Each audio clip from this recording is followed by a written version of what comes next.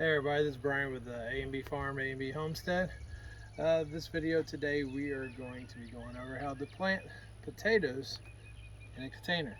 So the key thing is you need to have, I'm using a 5-gallon bucket. You can get them at Home Depot, Lowe's, any hardware store. You can get them on Amazon if you want to. Key thing is you want to drill holes in the bottom, as you can see.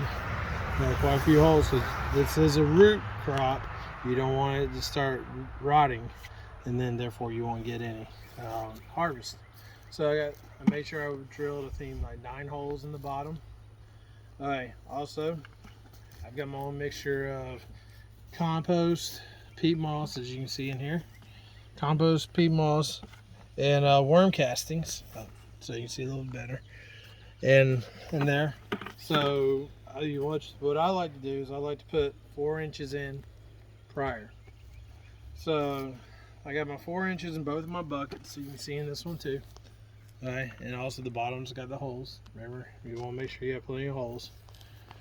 If you're looking for worm castings, I lately have been using this that you can get at Home Depot.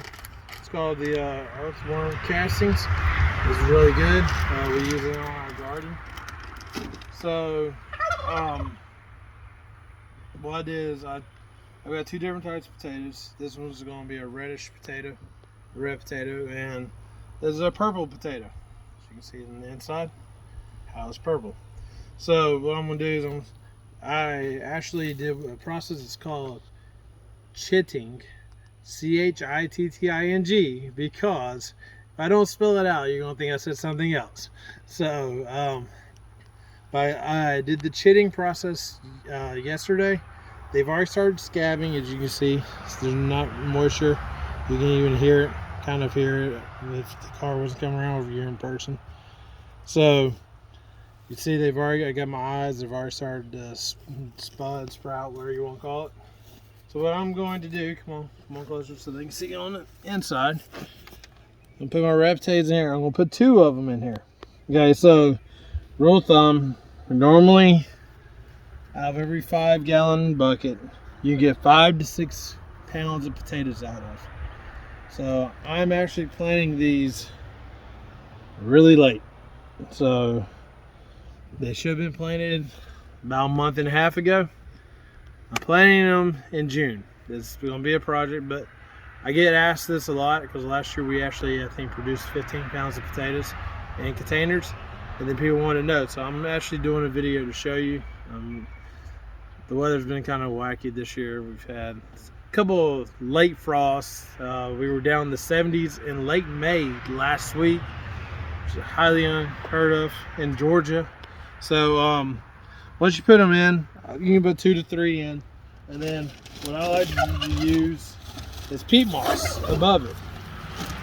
And what I want to do is I want to put the peat moss, because the peat moss is going to help retain everything that it needs, along with the worm castings is already in there. I'm going to cover it up, and then what happens is once it gets, the vines get higher, because it's going to be like a root vine looking thing. Once it gets a little bit higher, now I cover it up again until it's almost up to the top, and then I let it continue growing. And once the leaves and everything in there die off, that's when I dump my potatoes, and hopefully we'll have potatoes this year. Like I said, I started a little bit late. It's nothing against anybody else. It's just, I guess I was a little lazy this year. So as you can see, I've got my mixture in there. Like I said, I'm using peat moss, put on the top of that. You can also use pine straw. I've seen people use wheat straw. So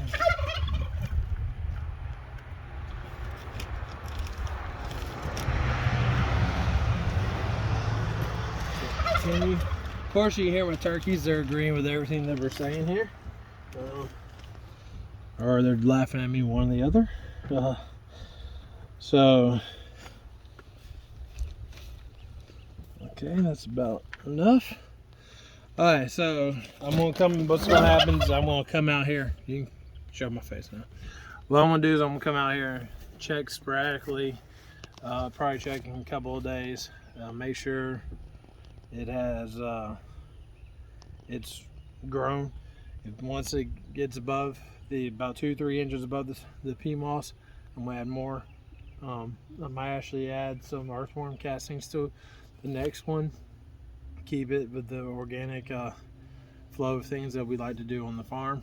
I say a lot, sorry. But if you have any questions, feel free to reach out. Hit that subscribe button if you like what you see. If you like the other videos, we've been doing videos sporadically for about 11 years now.